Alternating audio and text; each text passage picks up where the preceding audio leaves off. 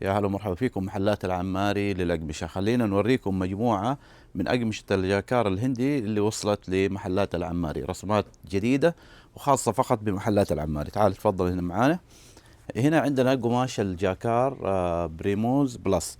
هذه واحدة من الخامات الجميلة جدا، رسماتها جدا حلوة، متداخلة فيها أكثر من لون. ملاحظين الأسود، الرمادي، الرصاص الفاتح، البيج. فداخل عليها مجموعة شو اسمه مجموعة ألوان. شوفوا هذا طبعا كل رسمة لها عدة ألوان. هذا اللون الأول، هذا اللون الثاني، وهذا اللون هذه لا، هذه رسمة ثانية. يعني هنا عندنا لونين، الأولى لونين، هذه الرسمة الأولى. طبعا كل واحدة مكتوب عليها أرقامها اللي هي زي 4600 أو 46312. هذه الرسمة الأولى. بعدين هذه الرسمة الثانية، وجاية منها هذا اللون وهذا اللون وهذا كمان اللون. خامة جدا حلوة صراحة، تنفع تستخدم على عبايات، جلابيات، تدخيلات للعبايات. تقدر تستخدموها على أكثر من شكل، وحتى لو قلبناها برضو ممكن يطلع شكل ثاني. نشوف هذه كيف لو قلبناها،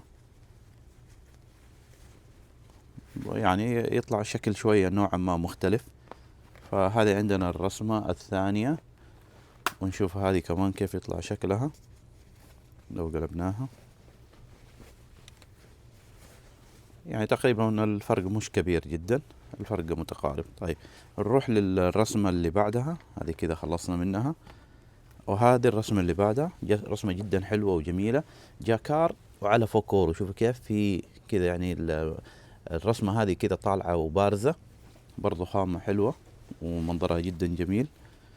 نقدر نستخدمها هذا الشكل أو هذاك الشكل. شوفوا الظهر كذا يطلع، لكن الأجمل هنا بيكون طبعا، هنا الأجمل. طيب هذه كذا رسمة. بعدها وفي منها الأسود، طبعا هذيك اللون وهذا الأسود. وزن الخامة تعتبر نوعا ما من متوسط وما فوق، تنفع حتى للبليزرات، تنفع العبايات الواقفة. شوفوا كيف هذا وزنها. طبعا كلها أوزانها متقاربة من بعض. بعدين الباقية هذه كلها رسمات من اللون الأسود فقط. هذه فيها شوية نعومة زي التفتة كذا، تحس فيها وقفان بس زي التفتة، لكن الرسمة جدا حلوة. شوفوا كيف الرسمة جميلة كذا، ورود وأشياء مرة حلوة، ورسمات خاصة طبعا هذه بمحلات العماري، ورسمات مميزة جدا. وهذه الرسمة اللي بعدها رسمة جدا حلوة وجميلة ومنتشرة. يعني منتشرة الرسمة، يعني مليانة شوية، وتعتبر أخف من اللي قبلها بحاجة بسيطة، يعني بسنة. شوفوا لو قلبناها كيف يطلع شكلها، يطلع شكلها زي كذا لو قلبناها. وطبعا الشكل هنا أجمل، هنا أجمل. طيب نروح الرسمة اللي بعد. لا، في هنا كمان رسمة. هذه رسمة، هذه زي الدانتيل. شوفوا رسمتها زي رسمة الدانتيل، كأنها رسمة دانتيل، جدا حلوة وجميلة. وزنها يعتبر برضو متوسط. شوفوا كيف جدا جميلة وحلوة. وفي الرسمة اللي بعدها هذه، شوفوا الرسمة اللي بعدها هذه كيف مرة جميلة وحلوة وكلاسيكية، يعني هذه من الرسمات اللي ما تقدم أبدا. نروح الرسمة اللي بعدها.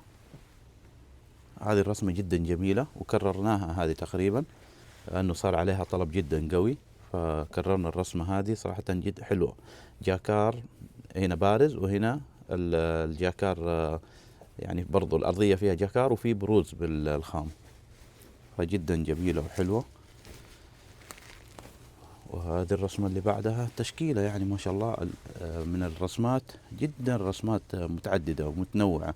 وهنا احنا نكتر الاشكال ليه؟ لانه الناس تختلف اذواقها، ويكون في تنوع في الرسمات. هذه كمان رسمة جدا حلوة، ويقدر الواحد كمان يقصها. هذه يقصها ويخليها زي الكلفة او تدخيلة في الاكمام او ايا كان، برضو خامتها جدا حلوة. وهذه الرسمة الأخيرة بالنسبة لقماش الجاكار اللي كذا جاي على تفتة، خامة جدا حلوة برضو، ورسمة جدا جميلة. طيب ننتقل الآن إلى الخامة اللي هي البرونكس. هذه البرونكس خامتها فيها نعومة. ليش؟ لأنه تركيبتها اللي هو الفيسكوس. خامة الفيسكوس من الخامات الباردة والناعمة والجميلة. فعندنا الرسمة الأولى هذه في منها عدة ألوان، هذه ألوانها. بعدين هذه الرسمة الثانية جدا خامة ناعمة وخفيفة وحلوة. شوفوا كيف خامة جدا حلوة، جاي منها هذا اللون والأسود والبيج. وبعدين هذه الرسمة الثانية والأخيرة وجاي منها تقريبا 3 ألوان. نعم 3 ألوان. طبعا هذه كلها خامتها زي ما قلت لكم فيسكوس، ما هي بوليستر، يعني خامات جدا حلوة وباردة. تقدروا تطلبوها عن طريق فروعنا في جدة، مركز الكورنيش الدور الثامن والسابع. وبرضه تقدروا تطلبوها عن طريق فرعنا في الرياض أسواق القدس الدور الثاني. وتقدروا تطلبوها عن طريق المتجر الإلكتروني العماري.com، ونوصل لجميع دول العالم. العماري، مستشارك للأقمشة.